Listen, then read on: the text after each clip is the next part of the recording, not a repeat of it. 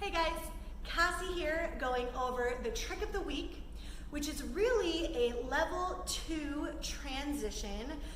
It's a 360 transition where you go from a seat to hip hang into seatbelt. This one is really easy to do in an aerial hammock type of flow, but I really love to use it in my aerial yoga intermediate class. It's perfect because you get to do lots of things in between going from the 3 places. You can also make it more intense with different types of movements that you take within it.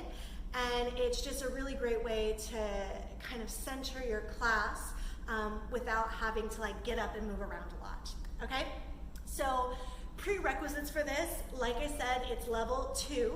So at my studio, we would only do it in level 2 classes, and students already need to know hip hang and seatbelt wrap. And Superman. So hip hang, seatbelt, and Superman, as Superman is an important part of the transition. Now, the goal in my level 2 classes is to help my students figure out how to get the fabric right to where they want it to be. For beginners, they'll often land on their guts or miss their butts and land on their thighs. So there are lots of important pieces to break this down very well. So let's bring this a little closer to my swing. You start in a seated position, however you had wanted to get here. Then you want to go into your hip hang. So for hip hang, the fabric needs to be on your hip crease. You don't want it to be on your gut. So what I tell my students is to grab both hands onto one handle. That's the handle that you're turning towards. So you bend your knees, for beginners especially, because that helps create the crease already for your hip hang where you'll land, okay? Whatever handle you grab onto, that hand is low on the fabric. That way, as you start to let your torso lean behind the fabric, you roll over onto that side thigh, and now the fabric is poised to be at my gut. So you use your bottom hand to push the fabric against your hip crease as you slowly turn yourself all the way to face the floor. Then one hand down, other hand down, and adjust however you need so that you're securely in your hip hang. And it's really easy for me to actually be in my swing showing students how to do this while they're in theirs. Again, because it's level 2, all of your students should really already know what the hip hang is. You're just showing them the movement, and then I pop out of my swing to help people. And then it's also really easy because everybody's kind of in a downward facing position. So if somebody didn't quite make it onto their hip crease and they're on their belly, it's just really easy to give them the permission to stand up and fix it. Or if you have students, for whatever reason, that aren't comfortable rolling onto their bellies like that, they can just stand up, turn, and get into their hip hang. Okay?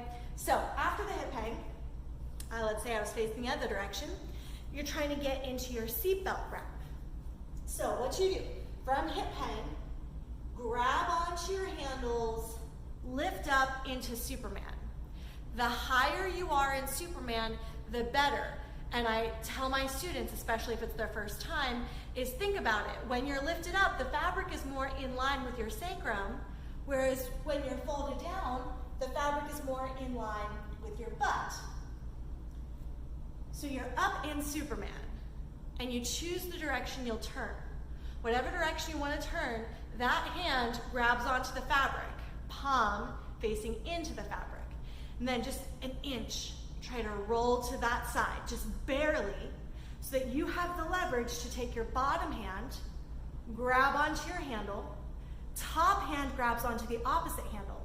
Now this hand is important.